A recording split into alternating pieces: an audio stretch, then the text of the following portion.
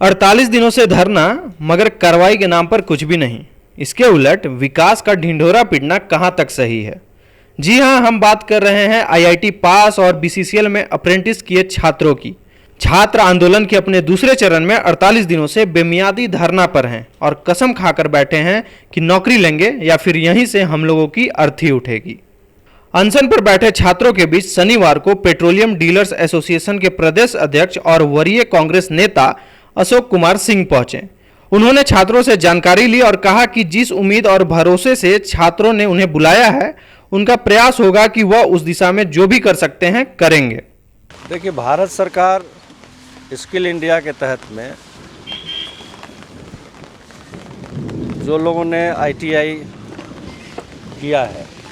वैसे लड़कों को भारत सरकार का निर्देश है कि जितने भी पब्लिक सेक्टर हैं, सरकारी कंपनियां हैं, वो उनको अपने यहाँ अप्रेंटिस पे रख करके उनका स्किल डेवलपमेंट करेगा, उनको काम सिखाएगा। और काम सिखाने का मतलब ही यही है कि अगर स्किल्ड हो जाते हैं तो फिर कहीं ना कहीं उनको रोज़गार मिलेगा। और बीसीसीएल में पहले से भी ये प्रावधान चला रहा है कि 1961 में एक कानून बना था, उसके तहत अप्रेंटिस जो लड़के थे उनको कराता थी बीसीसीएल, और उसी के माध्यम से ये उनकी बहाली भी बीसीसीएल करती थी। लेकिन इधर पिछले कई वर्षों से बीसीसीएल ने बहाली बंद कर दिया है, चूँकि सारे काम जो है आउटसोर्स के माध्यम से हो रहे हैं, आउटसोर्सिंग कंपनियां कर रही है। और जो आउटसोर्सिंग कंपनियां को जो टेंडर होता है, उस टेंडर में भी एनआईटी में एक प्रावधान रखा गया है बीसीसीएल के द्वारा, कोल इंडिया के द्वारा, कि 20%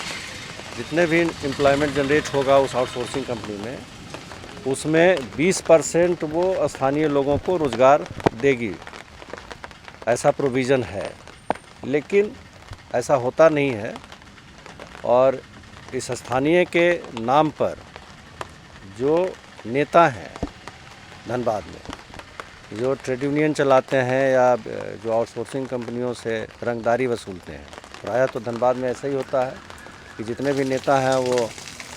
जितने भी आउटसोर्सिंग कंपनियां हैं, उससे वो रंगदारी लेते हैं और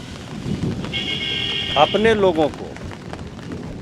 20% जो प्रोविज़न है उसके तहत वो सिर्फ़ और सिर्फ अपने कुछ चुनिंदा लोगों को उसमें समायोजित करा देते हैं। नतीजा है कि जो बीसीसीएल से अप्रेंटिस करके जो लड़के तैयार हुए हैं, सीख करके जो तैयार हुए हैं, उनको नौकरी नहीं मिल पाता है। जबकि बीसीसीएल की जिम्मेवारी बनती है ये, क्योंकि ये जितने भी ठेकेदार हैं ये इनके अधीन आते हैं, तो बीसीसीएल की जिम्मेवारी बनती है कि जो भी कंपनी आउटसोर्सिंग की यहाँ आती है, उसको ये प्राथमिकता के आधार पर जो अप्रेंटिस किए हुए हैं, आज भी सुना कि कर रहे हैं ये लोग तो धरना दे रहे हैं, इसके अलावे आज भी हज़ारों लड़के हैं जो बीसीसीएल में अप्रेंटिस के तहत काम कर रहे हैं, उनका क्या होगा? तो कहीं ना कहीं बीसीसीएल को एक नीतिगत निर्णय लेना होगा और उस नीतिगत निर्णय के तहत